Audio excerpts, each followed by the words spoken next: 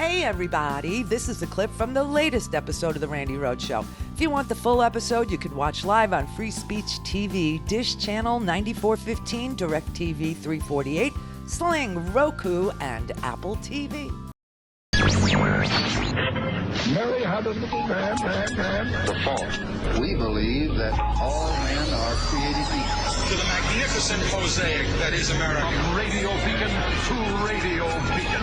I have a dream today. Change has come to America. Believe me. Knock, knock. Who's there? It's a figment of your imagination. Randi Rhodes Show. Turn up your mind. Go for launch. Speaking truth to power, the Randi Rhodes Show. Here's Cuckoo Alan Dershowitz. We talked about motive. There are three possible motives that a political figure can have. One, a motive in the public interest, and the Israel argument would be in the public interest.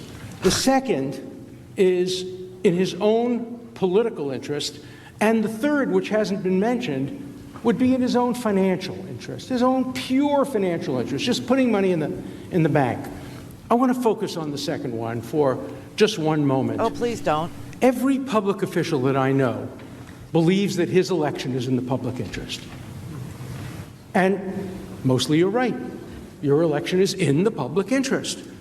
And if a president does something which he believes will help him get elected in the public interest, that cannot be the kind of quid pro quo that results in impeachment. Oh, so the president could order a tax audit of his political opponent, let's say.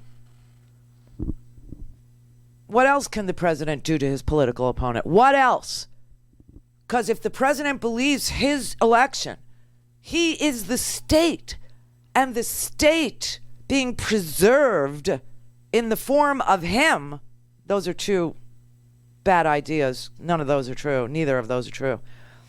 Then he could do whatever he wants to his political opponent without any oversight or any impeachable offense? Really?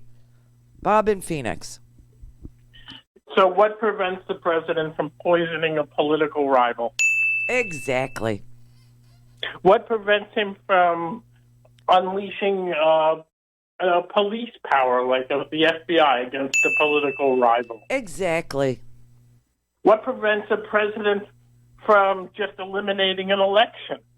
Exactly.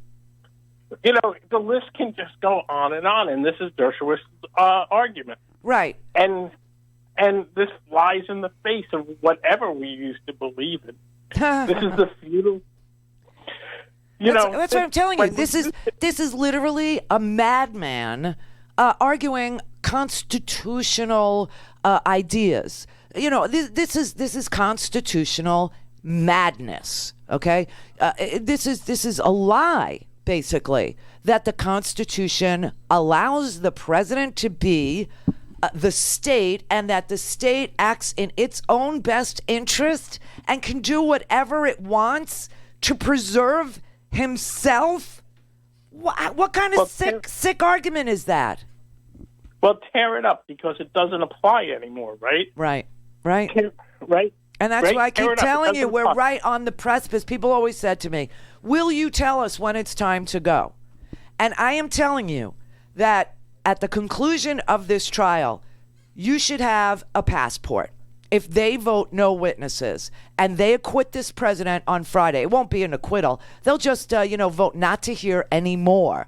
He will still be a criminal president, okay? And there will still not have been a trial, because trials have witnesses and documents. So that means I'm just saying, America, that would be get your passport moment, because it takes about 6 to 8 weeks to get one. And then... What prevents him from suspending passports? What prevents him from canceling contracts with news agencies? This goes on and on. Yes, it does. Yes, it does, and that's what I'm saying.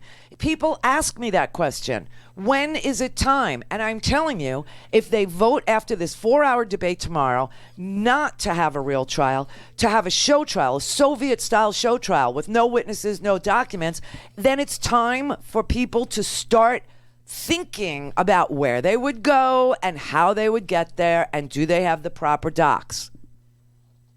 This isn't the government we pay for. This isn't our government. And the reason why it feels so wrong is because it's a lie that we have a country that says that the president can cancel elections, or the president can murder an opponent, or the president can poison somebody, or the president can audit somebody because he doesn't like them. The president can be as vindictive as he wants because the president is above the law.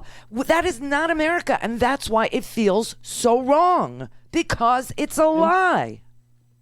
And we've seen this in other places. Yes. We just hope that it wouldn't happen here, right? Exactly. We've seen when a political dictator can poison their opponents. Yes, and you're seeing it now. Right now, it's an attempt. It hasn't succeeded.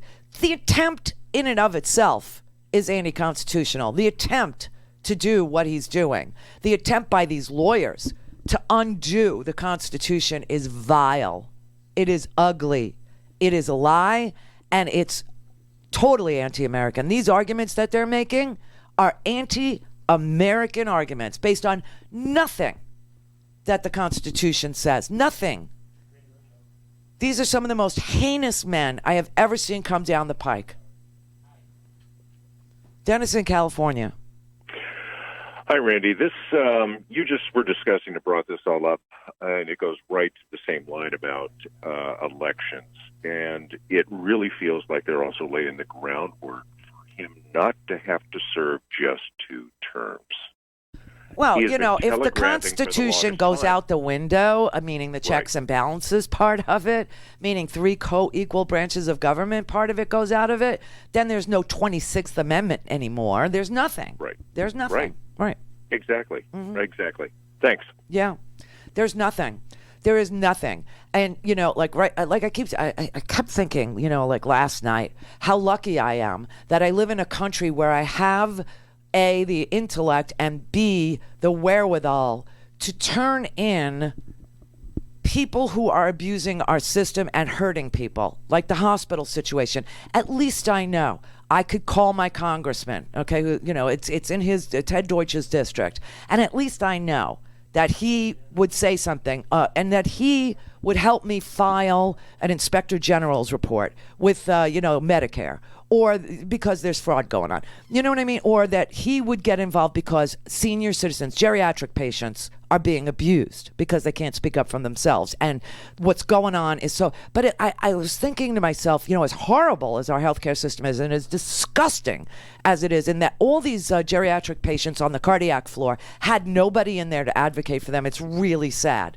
I mean, they had nobody in there. They didn't have kids in there. They didn't have husbands in there. They didn't have wives in there. They were all alone. And no doctors on the floor. Like none anywhere to be found. They do rounds at 7 in the morning, and then you're on your own all day. And the poor nurses are being fed to the sharks, man. You know, I'm smart enough to understand what I'm seeing. They can't even write a diuretic for a congenital heart failure patient who's filling up with water and is drowning without the doctor. And they're only allowed to call the doctor if the person is coding, if the person is literally in an emergency situation where they're going to die in minutes. And then only by phone, and then only an internist, not a cardiologist, okay? I mean, the whole thing is off the hook. But I was thinking how lucky I am that I know what to do. I know who to complain to. I know how to file a complaint. I know where it gets filed. I know the IG's office. I know the congressman who will walk me through it. But if this succeeds tomorrow with no witnesses, no documents, etc., all that's gone. The thing that you tell yourself as an American is, I can fight City Hall, or at least I can make some noise. It's gone.